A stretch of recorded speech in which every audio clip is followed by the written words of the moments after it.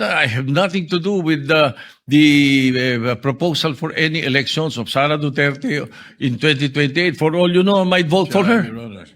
Di ba? Well, this is a way of seconding the motion of Senator Subiri.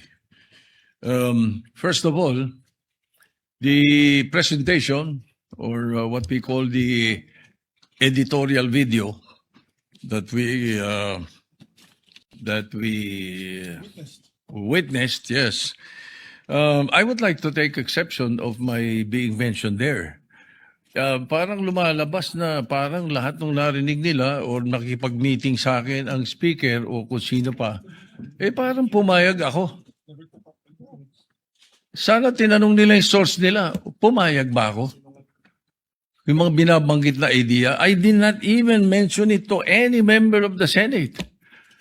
Tungkol doon sa mga ideas of, let's say, a regional Senate and all that. Ito mga idea ng mga tao to eh. Diba? Kung nakikinig ka, narinig mo yung idea, ikaw ba'y sumang-ayon na? Dahil narinig mo? For example, in my case, I have never been in favor of Chacha. Charter change? Never. From the day I became a senator up to the present, ang dami namin pinagdaanan dyan. Ang mas gusto ko, Chacha. C-H-A, C-H-A. Not charter change. Ang kailangan natin, Chacha, character change. That is what we need.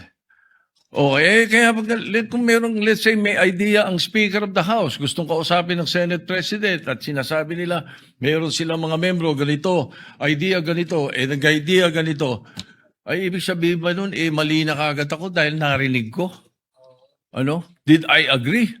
Ang sabi ko pa nga, if you're going to change or amend, not change amend, ang nabanggit ko. If you're going to amend the Constitution, baka ako pumayag sa isang bagay lang, sabi ko. At yun may in jest ko pa sinabi. Sabi ko, ibaba natin ang edad. Bakit sa Amerika, 35 years old ng presidente? Ang senator, 30. Bakit sa atin, 40 and 35? Kaya mali pa rin yung sinasabi doon sa isa sa comment sa the distinguished lady na sinasabi, gusto ko raw iakyat into 50. Para ma-disqualify doon sa Duterte. That's not true, Mr. President, Madam President. That's impossible. I never said that. Di ba? I have nothing to do with the proposal for any elections of Sara Duterte in 2028. For all you know, I might vote for her. Di ba? Ano pa yan Hindi pa pwedeng porque pinag-uusapan, narinig mo, yun na kagad. At saka lalabas dito na para bang ako'y nakikiisa. I have nothing to do with the allegations of Chacha. I heard the proposals. I never brought it up to my colleagues, any one of them. Hindi ko binanggit As a matter of fact, there was one time na sinasabi yung meeting daw namin, Senator Lacson was there. He dropped by because he had the board meeting. At tapos sabi ko, tama-tama, nagkamali siya ng pasok. Andun lang kami. Well, it's not a room. It's just the VIP area that's open, very open. Sabi ni Senator Lacson, anong ginagawa nyo rito? Nagkamali ako ng pasok. Hindi, sabi ko, nagkwentuhan lang kami. Sabi ko, at tinanong ko pa siya, ilan ba yung kwartong pinapagawa sa new Senate building? I even asked him that. Bakit? Sabi niya, why? Ito kang kako, yung mga congressmen gustong gawing regional. Gusto nilang gawing 36 ang mga senador. Sabi ko, tatanong ko kung kakasya ron. We were joking. So yung mga source na nakikinig ng mga kwento, parang they make it sound sinister. Mag-ingat po tayo sa mga ganong kwento.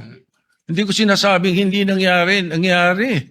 Yung nag-usap kami, nakita kami. As a matter of fact, you will not be surprised. You should not be surprised if I often see Bojidi. Because Bojidi is my golf mate. Ang mga golfing friends namin, every now and then, nagkaka-dinner kami. And during that time, na pinag-uusapan nila yung na binabanggit na nag-meeting daw kami dahil sa Chacha. Parang ganun ang dating eh. That's not true. Ang talagang topic namin was the new TW777 of Honma Meres. It's a new set of clubs that Speaker Boji was telling me that he wanted to buy and asked me if I've tried it already. Eh kami mga golfing buddies na grupo eh.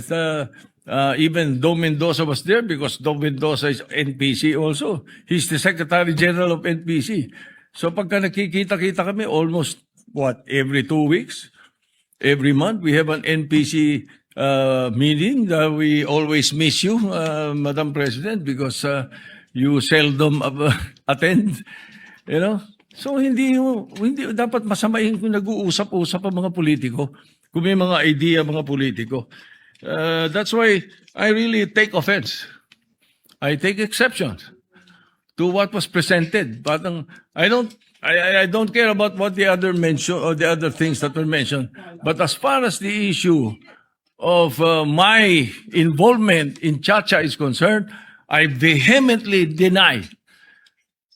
Definitely, I have nothing to do with that.